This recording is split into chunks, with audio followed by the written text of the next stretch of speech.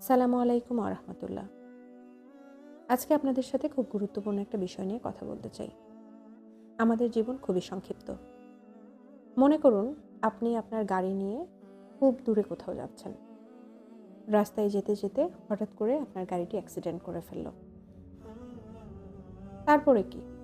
আপনি পৌঁছে গেলেন সেই অন্ধকার কবরে, যেখানে নেই কোনো আলো, যেখানে কেউ নেই। কবর নিয়ে হযরত মুহাম্মদ সাল্লাল্লাহু আলাইহি ওয়াসাল্লামকে প্রশ্ন করা হলে তিনি বলেন, কবরকে আলোকিত করার একমাত্র মাধ্যম হচ্ছে নামাজ বা সালাত। আমরা যদি সালাত আদায় করি, সালাত আমাদের কবরে আলো পৌঁছে দিবে। এছাড়াও আমাদের যেটি করতে হবে, যাকাত করতে হবে বা দান করতে হবে।